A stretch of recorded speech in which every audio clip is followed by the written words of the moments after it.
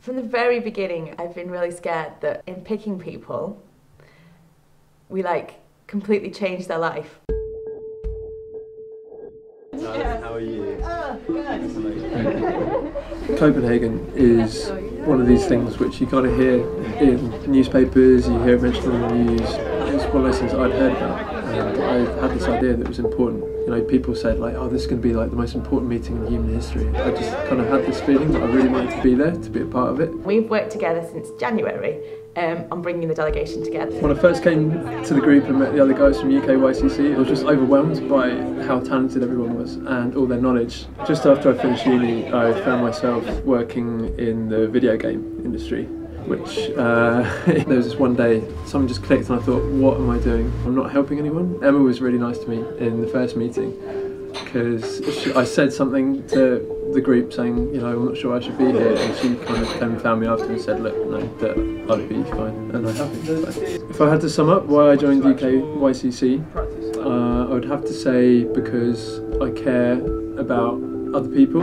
It's all about people, and I think everyone deserves a fair shot in life. Copenhagen is going to be crazy. I think 20,000 people are going to be there. It's kind of terrifying when you think about it in some ways, but we need to think about climate change today because it's going to be jeopardising the way we live our lives. UN meetings have pretty much taken over my life over the last 6 months. An opportunity came up with a project called Adopt a Negotiator. 13 young people from 13 different countries in the world who follow their negotiating teams at the UN. We meet with our teams about what's going on, and then we try and let everybody else know. We went to Germany, Bangkok. I've just got back from the one in Barcelona. So it's a lot of travelling. It's a lot of getting up really early. It's a lot of being away from the UK, not seeing people for weeks and weeks and weeks on end. Climate change has got the potential to take away everything that's beautiful about the world. Or our response to it has got the potential to make the world a really, really amazing and beautiful place. And so I have to fight for that response. Copenhagen is so important, and it's important that it's happening now because climate change is happening now. It's happening today, and it was happening yesterday. Copenhagen in December is a meeting of the United Nations where countries of the world will come together and try and decide what we're going to do about climate change. 192 countries. They're literally deciding what is going to happen to me and my kids and their grandchildren, and to everyone else on the planet for the next 100, 200, 300 years. I mean, it's just it's really epic. The reason why we're doing so much in Copenhagen is to try and make politicians understand that young people genuinely care about climate change. All these targets are for 2050, but most of the people in that room aren't going to be here in 2050. We want to let them know that this is about us, this is about our future, and we want to let them know what we want. Try and give young people in the UK a voice. We also want to let all the other young people in the UK know what's going on in Copenhagen. It's so important that young people realise that decisions being made there by a bunch of old guys are going to be directly affecting them and the quality of lives we have.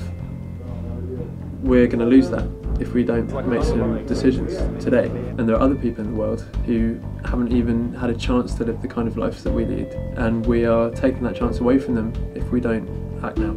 This is going to be one of the most difficult things that a lot of people have ever done. Probably the most difficult thing that I've ever done. While you're there, it's crazy intense. Early mornings, late nights, people will be working till 2, 3 in the morning. I really see that as one of our roles as coordinators, keep the team together, keep the vibe up. But the UN still has this ability to just frustrate people and make people angry. Countries can sit in the UN and make a statement small island states will say, if we don't do this, we're going to go underwater in the next 10, 15 years. And they make that statement. And then someone else will come on over the microphone, come on, speak on the floor, and just say something completely different and ignore the fact that a country's just said, if we don't do this, we're going underwater. The UN is such a soulless place. It's grey.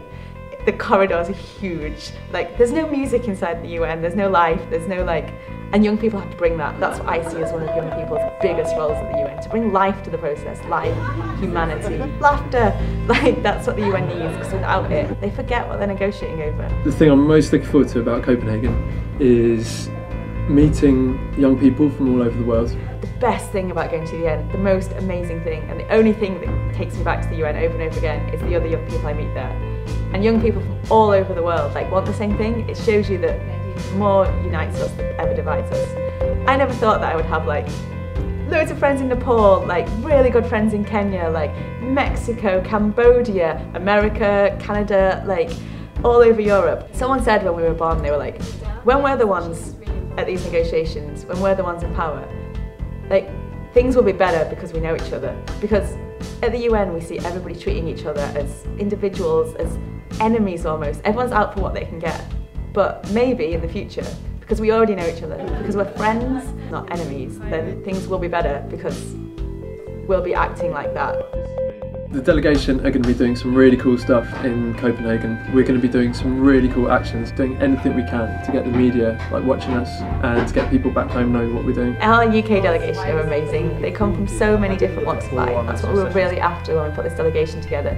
So everybody can feel like there's someone at the UN, hopefully, that's representing them in terms of like being there, being the same sort of person as them. So it's been a real kind of two-way, well, like 23-way dialogue between all of us. I got involved in UKYCC because for a long time growing up, I felt there was a lot that divided people. UKYCC is about bringing people together. I hate the fact that things can divide us, and I see with climate change that the only way we're going to get through this is to be united.